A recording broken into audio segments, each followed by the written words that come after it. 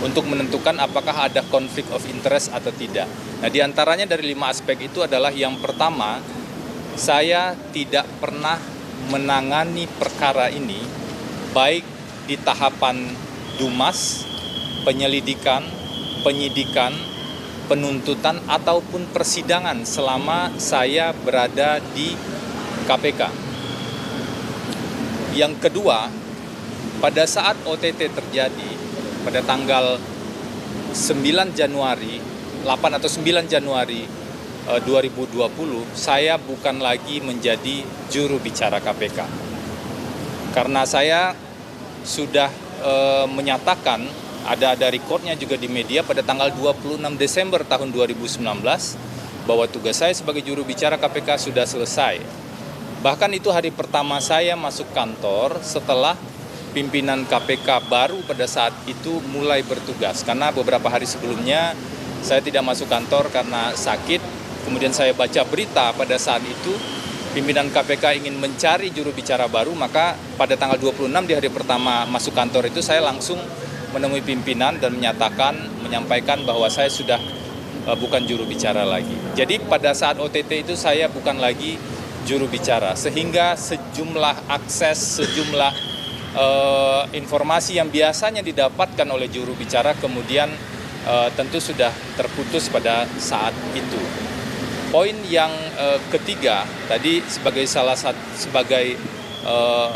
bagian dari 5 poin untuk self assessment terkait dengan conflict of interest adalah poin nomor 3, pada saat peristiwa itu terjadi, pada saat OTT itu saya tidak aktif atau non-aktif menjadi advokat.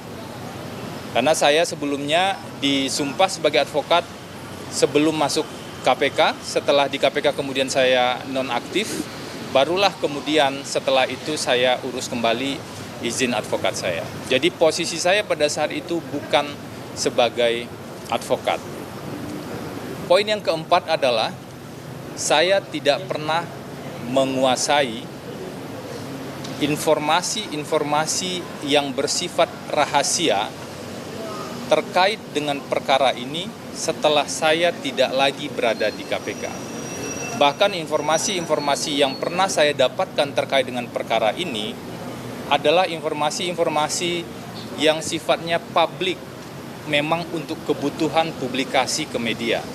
Contohnya, membuat poin-poin terkait dengan kebutuhan konferensi pers yang disampaikan oleh pimpinan dan juru bicara.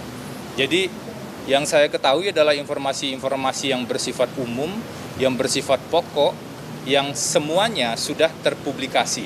Nah, itu juga saya sampaikan tadi.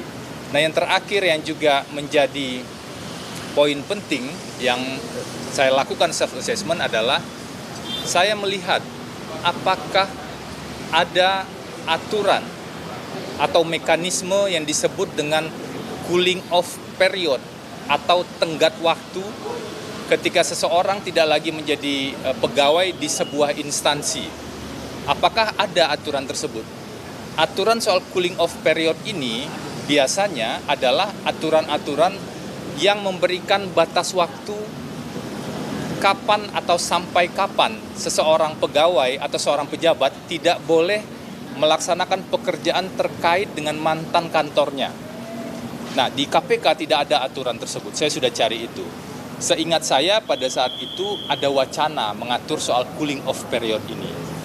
Namun sebagai bentuk kehati-hatian, itikat baik saya dan kemudian kesungguhan saya melihat aturan itu, saya mencoba menggunakan metode komparasi dan melihat aturan di instansi lain. Saya menemukan ada Permenpan RB yang mengatur soal cooling off period itu dalam waktu 2 tahun. Jadi misalnya kalau si A itu pegawai di KPK, maka dalam waktu 2 tahun ke depan dia tidak boleh mengurusi pekerjaan-pekerjaan yang terkait dengan pekerjaan dia sebelumnya di KPK. Jadi 2 tahun waktunya menurut aturan Permenpan RB. Kemudian saya cek juga di standar internasional, ada rekomendasi dari Basel Institute yang mengatakan waktu cooling off period adalah selama 18 bulan. Nah, sementara kalau dibandingkan dengan perkara ini, saya sudah pamit dari KPK sekitar Oktober 2020 dan baru menangani perkara ini di tahap persidangan yang sedang berjalan ini pada bulan Maret tahun 2025. Jadi sesungguhnya jaraknya jauh sekali, lebih dari 4 tahun. Nah, berdasarkan 5 aspek itulah, di self-assessment itulah kemudian saya memutuskan untuk mendampingi Pak Hasto. Mendampingi Pak Hasto ini tentu saja bukan membenarkan kalau memang ada yang salah ya, tapi menguji semua fakta yang ada di berkas perkara di forum persidangan yang terbuka untuk umum.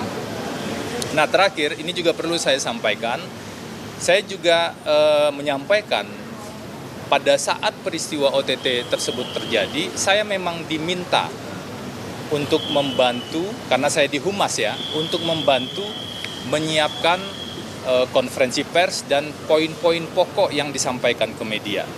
Jadi saya hadir di rapat yang terkait dan kemudian fokus saya adalah bagaimana agar informasi tersebar pada teman-teman media secara cukup, proporsional, tetapi lengkap untuk akuntabilitas pada publik. Jadi begitu ya, itu yang bisa saya sampaikan. Intinya kurang lebih dalam proses pemeriksaan dan diskusi yang terjadi. Jadi banyak diskusi tentang peran-peran advokat tadi, dan itu saya jelaskan. Tentu dari perspektif undang-undang advokat, kemudian aturan-aturan yang terkait dan praktik-praktik yang terkait. Saya pikir itu dulu yang bisa saya sampaikan. Pertanyaan sederhana aja. Kliknya dari mana? Dari Mas Hasto bisa Anda ke saksi Harun Masiku? Apakah ketika Anda menjadi seorang advokat atas klien Pak Hasto, diduga penyidik KPK mengetahui banyak terkait informasi yang dimiliki Mas Hasto, khususnya terkait Harun dan yang lainnya? Apakah itu yang diduga kuat menjadi pemikiran penyidik sehingga harus mengkonfirmasi ke Anda soal HM dan Doni? Tidak ada konfirmasi tentang Harun Masiku ke saya. Tidak ada konfirmasi tentang misalnya hal-hal yang detail terkait dengan yang Anda tanyakan tadi. Yang ditanya ke saya lebih terkait dengan pelaksanaan tugas saya sebagai advokat. Tentu saja dihubungkan dengan karena pada bulan Januari tahun 2020 tersebut saya masih pegawai KPK, tapi bukan lagi juru bicara KPK. Lalu kira-kira disampaikan nggak kenapa Anda dipanggil menjadi saksi atas tersangka 2 tadi Harun? Sementara Anda sudah menjelaskan beberapa aspek, kemudian kira-kira apa penjelasan dari penyidik sehingga Anda diminta menjadi saksi? Enggak, penyidik kan punya pertimbangan.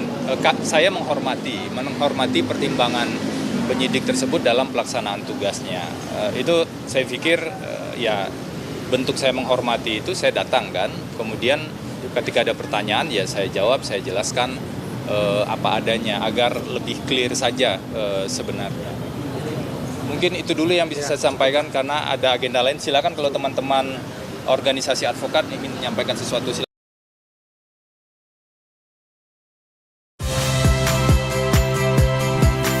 Saya Tifa Solesa.